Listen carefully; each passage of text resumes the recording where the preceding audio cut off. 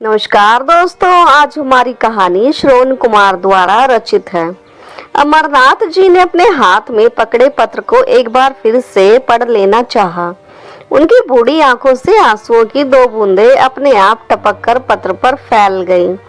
पत्र में भेजे संदेश ने अमरनाथ जी को उनके भोगे हुए दिनों में बहुत पीछे तक ऐसा धकेल कर रख दिया था कि उन्हें लगा जैसे पत्र में लिखे हुए सारे के सारे अक्षर उनके जिस्म के चप्पे चप्पे पर चिपक गए हों। अमरनाथ जी के लिए सबसे अधिक तकलीफ देह जो बात थी वह यह कि पत्र लिखने वाली ने अपने जीवन में पत्र लिखा तो था, लेकिन उसको डाक में डालने का आदेश नर्सिंग होम की निर्देशिका को अपने मरने के बाद ही दिया था। जब तक यह पत्र अमरनाथ जी को मिला, इससे लिखने वाली संसार को अंतिम नमस्कार करके जा चुकी थी। खुद को किसी प्रकार संभालते हुए अमरनाथ जी ने एक बार फिर से पत्र को पढ़ा। पत्र के शुरू में उनका नाम लिखा था अमर। श्रेयसी अमरनाथ जी को अमर के स्थान पर अमर नाम से ही संबोधित किया करती थी।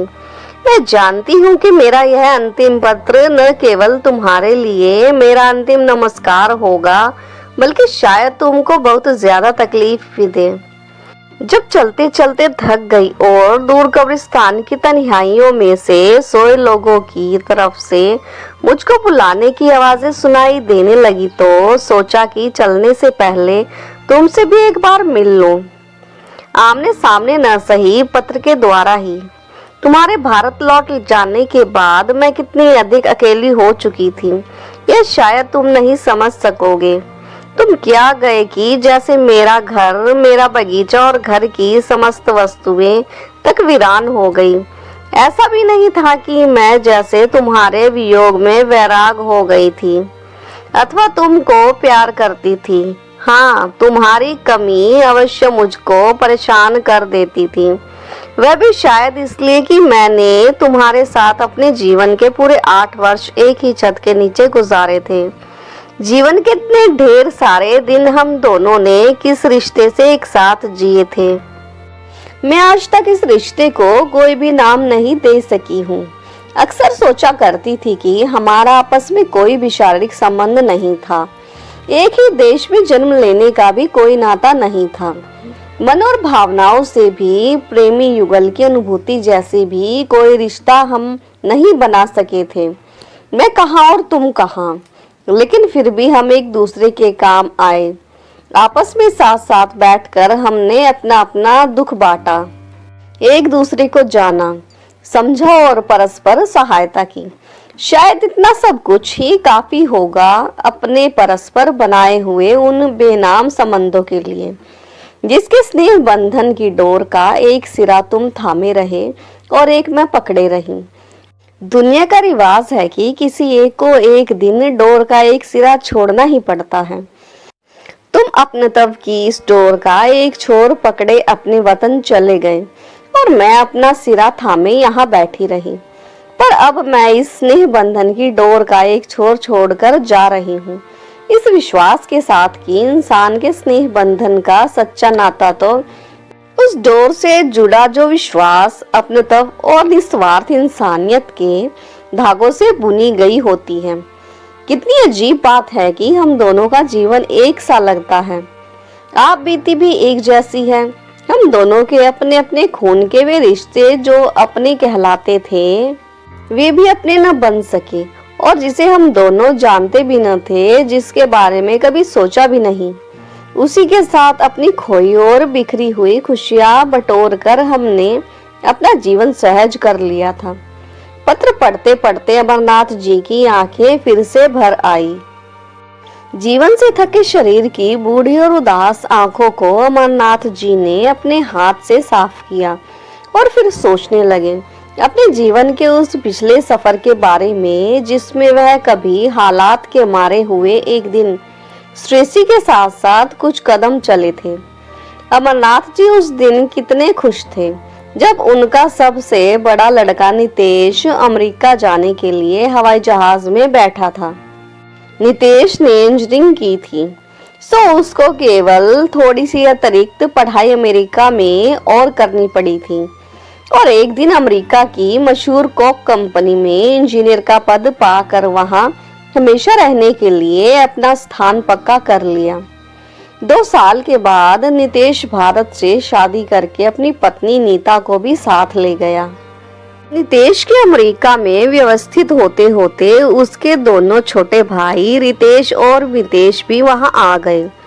उन्होंने भी भारत में आकर शादी की और फिर अमेरिका में अपनी अपनी गृह गृहस्थी में व्यस्त हो गए। अब अमरनाथ जी के पास केवल उनकी एक लड़की रिनी बची थी। एक दिन उसका भी विवाह हुआ और वह भी अपने पति के घर चली गई। इस तरह घर में बच गए अमरनाथ जी और उनकी पत्नी। वे किसी प्रकार जीवन की इस नाव की पतवार को संभाले हुए थे। आराम और सहारे की तलाश करता अमरनाथ जी का बूढ़ा शरीर जब और भी अधिक थकने लगा तो उन्हें एक दिन एहसास हुआ कि लड़कों को विदेश भेजकर कहीं उन्होंने कोई भूल तो नहीं कर दी। अमरनाथ जी अपनी यादों में खोए हुए। एक दिन उनकी पत्नी रात को सोने गई और फिर कभी नहीं जाग सकी। सोते हुए ही दिल का दौरा पड़ने से वह सदा के लिए चल बसी थी। पत्नी के चले जाने के बाद अब अमरनाथ नितांत अकेले ही नहीं बल्कि पूरी तरह से असहाय भी हो चुके थे। अपने अकेलेपन से तंग आकर एक दिन अमरनाथ जी ने बच्चों को वापस भारत आने का आग्रह किया। तब आग्रह पर उनके लड़कों ने उन्हें जो जवाब दिया उसमें विदेशी रहन सहन और पाश्चात्य रीति रिवाजों की बू थी। जिस देश और समाज के वे अब बाशिंदे बन चुके थे उसमें विवेक कम और झूठी प्रशंसा के तर्क अधिक थे। बच्चों की दलीलों को सुनकर अमरनाथ जी ने अपने किसी भी लड़के से दोबारा वापस भारत आने के लिए न तो कोई आग्रह किया और न ही कोई जिद। अपने बच्चों की दलीलें और बातें सुनकर अमरनाथ जी ने चुप्पी साध लेना ही उचित समझा था। वे चुप हो गए और अपने तीनों लड़कों से बात तक करनी बंद कर दी। ऐसे में लड़कों का कोई पत्र आता तो वह उत्तर नहीं देते, फोन आता तो या तो उठाते ही नहीं और यदि कभी भूले भटके उठा भी लिया तो व्यस्त हूँ, बाद में फोन करूँगा कहकर वह बात ही नहीं करते थे। अंत में उनके लड़कों को जब एहसास हो गया कि पिताजी उनके रवैये से नाराज हैं, तो उनकी कभी कभार आने वाली टेलीफोन की घंटियां भी सुनाई देनी बंद हो गई। यह सिलसिला बंद हुआ तो अमरनाथ जी की जिंदगी के कटु अनुभवों के गुब्बारों में स्वार्थी संतान की यादों और स्मृतियों की कसक अपने आप ही धुमिल पड़ने लगी। उन्होंने हालात से समझौता करके स्वयं को अपने ही हाल पर छोड़ दिया। एक दिन अचानक ही उनका सबसे छोटा लड़का मितेश बगैर अपने आने की सूचना दिए घर आया तो वर्षों बाद संतान का मुख देखते ही अमरनाथ जी का सारा गुस्सा पलक झपकते ही हवा हो गया। उन्होंने सारे गिले शिकवे भूलकर मितेश को अपने सीने से लगा लिया।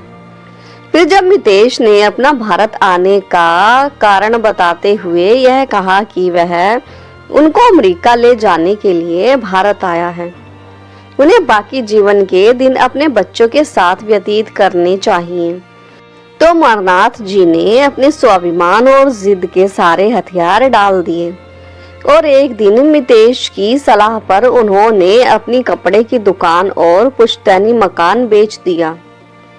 इससे जो पैसा मिला उसे बैंक में जमा कर दिया।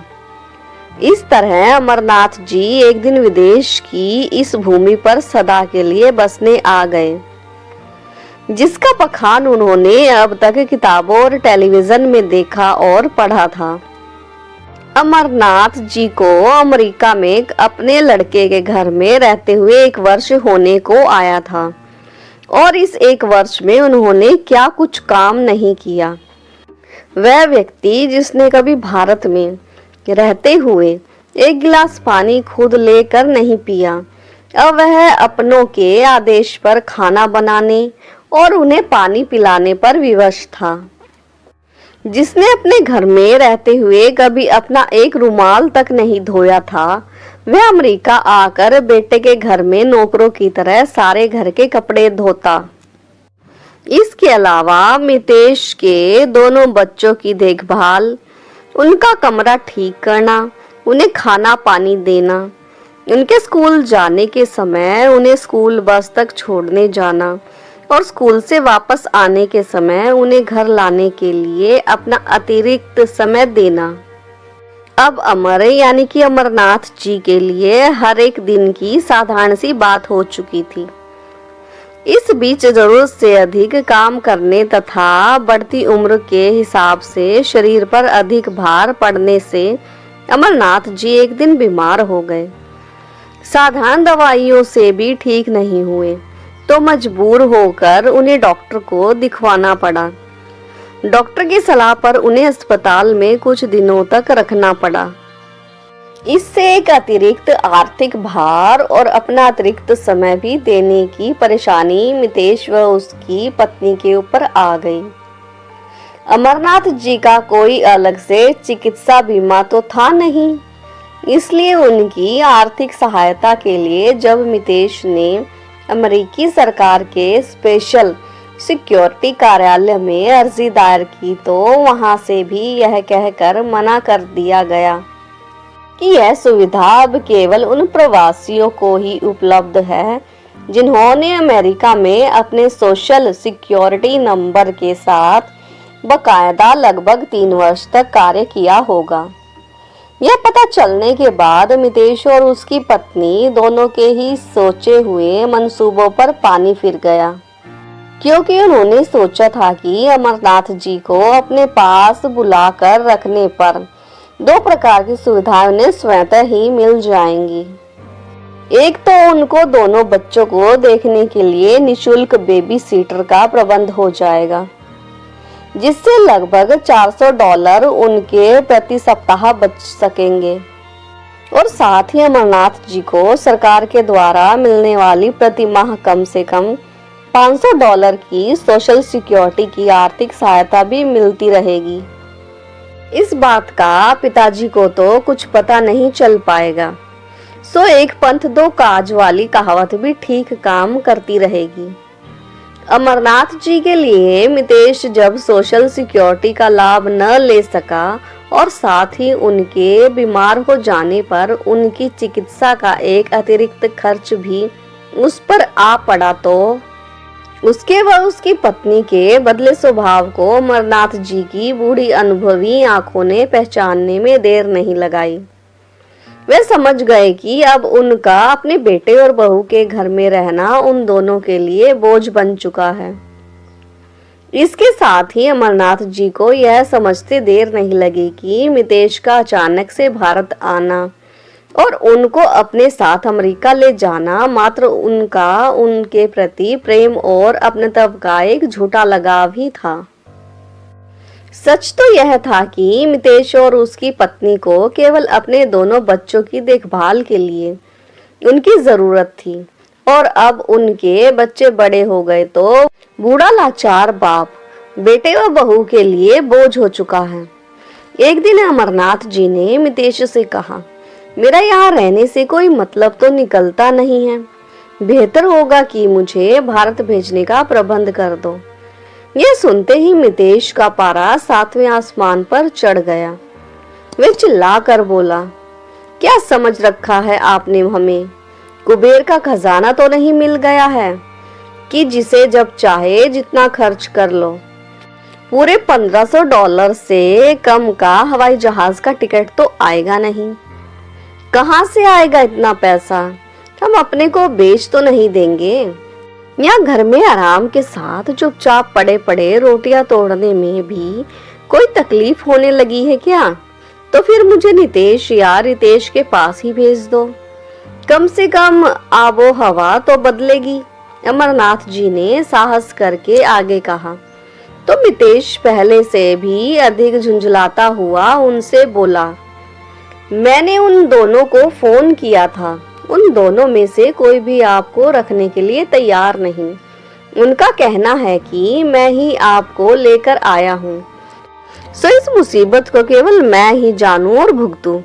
मितेश के मुंह से यह अनहोनी बात सुनकर अमरनाथ जी ने अपना माथा एक बार फिर से पीट लिया। वे समझ गए कि किसी से कुछ भी कहना और सुनना बेकार ही साबित होगा। वह उस घड़ी को कोसने लगे जब बेटे की बातों में आकर उन्होंने अपना देश और अपनों का साथ छोड़ा था। एक आह भर कर उन्होंने अपने को पूरी तरह हालात के हवाले छोड़ दिया। एक दिन बहू अमरनाथ जी को बड़े ही भोलेपन से अपने साथ स्टोर घुमाने यह कहकर ले गई कि उनका भी मन बहल जाएगा। वैसे भी घर में सदा बैठे रहने से इंसान का मन खराब होने लगता है। स्टोर में खरीदारी करते समय बहू उनसे यह कहकर बाहर आ गई कि वह अपना मोबाइल फोन घर पर भूल आई है और उसको मितेश को फोन करके यह बताना है कि वह बच्चों को स्कूल से लेकर आए। न कहकर मितेश की पत्नी स्टोर से बाहर निकलकर जो गई तो फिर वह कभी भी उसके पास वापस नहीं आई। बेचारे अमरनाथ जी अकेले स्टोर पर एकाएक कोना घूम घूम कर थक गए। फिर जब उनसे कुछ भी नहीं बन सका तो थक हार कर स्टोर के बाहरी दरवाजे के पास पड़ी एक बेंच पर बैठकर अपनी बहू के वापस आने की प्रतीक्षा करने लगे। इस प्रकार प्रतीक्षा करते करते भूखे प्यासे उनको शाम हो गई। अंग्रेजी आती नहीं थी कि वह अपना दुख किसी को बताते, और जो एक दो भारतीय वहां दिख जाते तो वे केवल उनकी ओर मुस्कुरा कर देखते और आगे बढ़ जाते। उनकी जेब में मात्र $2 पड़े थे।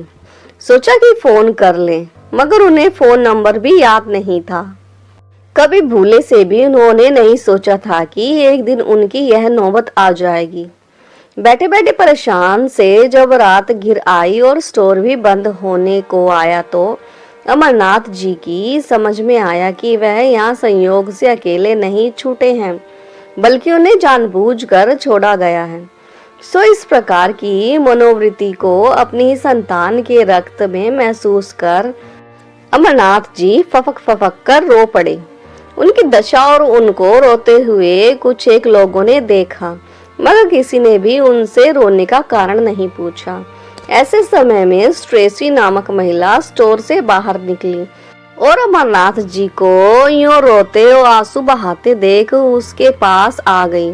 बड़ी देर तक वह एक अनजान भारतीय बूढ़े की परेशानी जानने का प्रयत्न करती रही। जब उससे नहीं रहा गया तो वह अमरनाथ जी को संबोधित करते हुए बोली, ए man, what are you crying? स्ट्रेसी के यूं हमदर्दी दिखाने पर अमरनाथ जी पहले से और भी अधिक जोरों से रोने लगे। स्ट्रेसी समझ गई कि इस आदमी को अंग्रेजी नहीं आती। अंतर वह तुरंत वापस स्टोर में गई और वहां से एक भारतीय लड़की जो भारतीय और उसकी स्टोर में क्लर्क का काम कर रही थी को अपने साथ बुलाकर वापस लाई। बाद में उस लड़की के द्वारा बातचीत से स्ट्रेसी को अमरनाथ जी के सामने आई हुई समस्त परिस्थितियों की जानकारी हो गई। चूंकि अमरनाथ जी को अपने लड़के और बहू के घर का न तो कोई पता मालूम था और न ही कोई फोन नंबर याद था, इस कारण स्ट्रेसी ने नियमानुसार पहले तो स्थानीय पुलिस को फोन किया। फिर बाद में आवश्यक पुलिस कार्रवाई के बाद वह अमरनाथ जी को अपनी निगरानी में अपने घर ले आई। घर आकर सबसे पहले उसने दिन भर के भूखे प्यासे अमरनाथ जी को खाना खिलाया। इसके बाद उसने उनसे उनकी टूटी फूटी अंग्रेजी में अतिरिक्त जानकारी भी प्राप्त कर ली। अब अमरनाथ जी अमरीकी स्ट्रेसी के साथ रहने लगे। स्ट्रेसी भी कहानी कुछ कुछ उनके समान थी। उसके भी बच्चे और पति सब थे, मगर जैसे उनमें से किसी को भी किसी से कुछ भी सरोकार नहीं था। स्ट्रेसी का पति किसी दूसरी स्त्री के साथ रहता था और बच्चे भी अमेरिका जीवन के तौर तरीके के अनुसार रहते थे, जो अपनी माँ से भूले भटके किसी त्योहार आदि पर मिल गए तो हेलो हो गई। स्ट्रेसी का घर काफी बड़ा था, तो उसने एक कमरे में अमरनाथ जी के रहने का प्रबंध कर दिया। अमरनाथ जी का मन अपने बच्चों की तरफ से न केवल उदास और दुखी हो चुका था, बल्कि एक प्रकार से पूरी तरह से टूट भी गया था। एक दिन जब अमरनाथ जी ने ट्रेसी से भारत जाने की बात कही तो उसने भी हवाई जहाज के टिकट का खर्चा तथा अन्य खर्चों की बात उनके सामने रख दी। अमेरिका आकर यूं भारत लौट जाना आसान नहीं था। ट्रेसी खुद भी एक रिटायर महिला थी। किसी प्रकार सोशल सिक्योरिटी के द्वारा मिलने वाली आर्थिक सहायता से अपने जीवन के दिन काट रही थी। उसने एकदम अमरनाथ जी का दिल भी नहीं तोड़ा। भारत वापस जाने के लिए एक सुझाव उसके सामने रख दिया कि वह कहीं कोई छोटा मोटा काम केवल हफ्ते में 2 या 3 दिन और वह भी 2 से 4 घंटों तक कर लिया करे। फिर इस प्रकार जो भी पैसा उन्हें मिलेगा उससे वह अपने भारत लौटने के लिए जमा करते रहें। ट्रेसी का सुझाव अमरनाथ जी की समझ में आ गया और इस नई चुनौती के लिए उन्होंने सहमति दे दी। ट्रेसी की कोशिश से उनको एक स्टोर में काम मिल गया, जहां पसंद न आया हुआ सामान वापस करने वालों के सामान पर पहचान का एक स्टिकर लगाने जैसा हल्का सा काम करना था। इस प्रकार से अमरनाथ जी अपनी मेहनत से जब 4 पैसे खुद कमाने लगे तो उनके अंदर जीने और परेशानियों से लड़ने का साहस भी जाग गया। उन्होंने अपने काम के केवल उतने घंटे ही बढ़ाए जिसके अंतर्गत वह मेडिकल बीमा की सुविधा कम मानसिक प्रीमियम पर प्राप्त कर ले। इस प्रकार से अब अमरनाथ जी के जीवन के लिए सहज ही व्यतीत होने लगे थे। ट्रेसी के मानवीय व्यवहार ने अमरनाथ जी का जैसे सारा दिल ही जीत लिया था। दोनों एक ही पंथ के राही थे। मानवता को छोड़कर उनके मध्य देश, समाज, शारीरिक और धार्मिक जैसा संबंध नहीं था। दोनों एक दूसरे के हर एक दुख सुख में साथ दिया करते थे। जहां भी जाते साथ ही जाते। घर में ऊब होती तो कहीं भी घूमने निकल जाते। जो कुछ भी वे करते थे उसका ज्ञान एक दूसरे को रहता था। उनका जीवन सामान्य रूप से चल रहा था। इसी बीच एक दिन पुलिस की सूचना उनको मिली कि पुलिस विभाग ने उनके लड़के के घर का भी पता लगा लिया है। यही वह चाहते तो उनको अमेरिका लाने वाले उनके लड़के के विरोध में वह कार्रवाई कर सकते थे, और यदि वह उनके घर जाना चाहते हैं तो कभी भी जा सकते हैं। मगर पहले से ही चोट खाए हुए अमरनाथ जी ने यह सोचकर स्पष्ट इनकार कर दिया कि जिस बेटे ने अपने बूढ़े बाप को इस अनजान शहर में भीख मांगने के लिए सड़क पर छोड़ दिया, उसके पास अब क्या जाना और उससे क्या रिश्ता रखना। ट्रेसी की सहयोग और सहारे के बल पर आखिर अमरनाथ जी का सपना पूरा हो गया। भारत वापसी के टिकट के पैसों के साथ उन्होंने इतना पैसा और भी जमा कर लिया कि जिसको वह भारतीय मुद्रा में जमा कराकर उसके हर माह मिलने वाली ब्याज से ही अपने जीवन के बचे दिन आराम से बसर कर सकते थे। यह और बात थी कि अमरनाथ जी को यह सब करने में पूरे 8 वर्ष लग गए थे। इन 8 वर्षों में कितने आश्चर्य की बात थी कि अमरनाथ जी के तीनों लड़कों में से किसी ने भी उनकी सुधि नहीं ली थी। न ही किसी ने यह जानने की कोशिश की थी कि उनका बाप जीवित भी है या नहीं। और फिर एक दिन अमरनाथ जी अपने देश भारत वापस जाने के लिए तैयार हुए। ट्रेसी ने उनके जाने के लिए संपूर्ण तैयारी में इस कदर रुचि ली कि जिससे लगता था कि वह उनके ही घर और परिवार की कोई सदस्य है। हवाई जहाज में बैठने से पहले जब अमरनाथ जी ने ट्रेसी से मिलते तो वह विदा करते हुए उनके गले से लगकर फूट फूट कर रो पड़ी, ठीक वैसे ही जैसे कि एक दिन वह खुद स्टोर के बाहर बैठे रो रहे थे। हिंदुस्तान वापस आने के बाद भी अमरनाथ जी का संबंध ट्रेसी से टेलीफोन और पत्रों के द्वारा काफी दिनों तक बना रहा था, मगर बाद में बढ़ती उम्र की थकान ने इस सिलसिले में भी रुकावट भर दी थी। अब कभी कभार उनकी ट्रेसी से बात होती थी, पत्रों का सिलसिला भी अब केवल न के बराबर ही रह गया था। लेकिन फिर भी न तो अमरनाथ जी श्रेयसी को भूले थे और न खुद श्रेयसी ने उनको अपने मानस पटल से कभी ओझल होने दिया था। विदेशी भूमि की रहने वाली श्रेयसी अमरनाथ जी के जीवन में एक ऐसा मानवीय रिश्ता लेकर आई थी जिसने उनके जीवन में न केवल उदास तन्हाइयों को दूर किया था बल्कि अपने मानवीय प्रेम की वह छाप भी उनके जीवन में स्थापित कर दी जिसका प्रभाव उनके जीवन की अंतिम सांसों तक सदैव बना रहेगा। अपने अतीत को सोचते सोचते अमरनाथ जी की बूढ़ी और जीवन से थकी धुंधली आंखों में जब फिर से आंसू भर आए तो उन्होंने श्रेयसी के पत्र को अपने सीने से लगा लिया। थोड़ी देर तक वह इसी मुद्रा में बने रहे। फिर उन्होंने पत्र को आगे पढ़ना शुरू किया, जहाँ पर श्रेयसी ने आगे लिखा था, मेरी मृत्यु की खबर सुनकर इतना दुखी मत होना कि खुद को भी इस उम्र में न संभाल सको। मृत्यु तो जीवन का ही एक हिस्सा है। कोई भी जन इसको पूरा किए बिना मानव जीवन की यात्रा का सफर पूरा नहीं कर सकता। अपना ध्यान रखना, खुद को संभालते रहना, अपने बच्चों की अब ज्यादा चिंता करके खुद को हर समय गलाने की कोशिश भी मत करना। सोच लेना कि जो मिल गया वह अपना था और जो खो गया वह अपना था ही नहीं। जीवन की यही अंतिम सीख देकर मैं जा रही हूँ। मेरा ख्याल है कि इससे तुमको काफी संतोष प्राप्त हो सकेगा। अमरनाथ जी ने पत्र को समाप्त किया तो वह फिर से ख्यालों में डूब गए। सोचने लगे अपने जीवन के उन जिन हिस्सों के बारे में जिसमें उनकी पत्नी, संतान, रिश्तेदारों और तमाम मित्रों के साथ साथ एक विदेशी स्त्री के रूप में श्रेयसी भी अपना वह रूप और व्यवहार लेकर आई थी जो कि विदेश में रहने के दौरान उनके कठिन दिनों में उनका एक रहनुमा साबित हुई थी। कितना बड़ा अंतर था उनकी खुद की संतान और श्रेयसी में।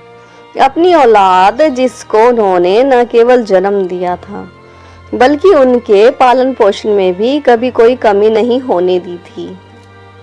उन्होंने इस काबिल बनाया था कि वे सिर उठाकर जी सके। इतना सब कुछ होने पर भी कितने आश्चर्य की बात थी कि उनकी अपनी संतान ने कैसे उनके शरीर पर यह लेबल लगा दिया कि उनका उनसे कोई भी रिश्ता नहीं है और वह कोई थी कि जिसने कोई भी रिश्ता नाता न होते हुए ये साबित कर दिया था कि उसका उनसे कोई संबंध न होने पर भी एक ऐसा रिश्ता है जिसका केवल एक ही नाम है, मानवता। ऐसी मानवता जिसमें केवल एक दूसरे के दुख दर्द को समझने की क्षमता और मानवीय प्रेम के वे अंकुर होते हैं जिन्हें पढ़ने के लिए केवल अपनत्व, प्रेम और सहानुभूति जैसे पदार्थों की ही आवश्यकता होती है। तो दोस्तों, आपको यह भावुक कहानी कैसी लगी और कहानी का कौन सा हिस्सा आपके दिल को छू गया, कमेंट करके जरूर बताएं। और हाँ, चैनल को लाइक, सब्सक्राइब और शेयर करना ना भूलें। तो मिलते हैं नई कहानी के साथ। तब तक के लिए धन्यवाद।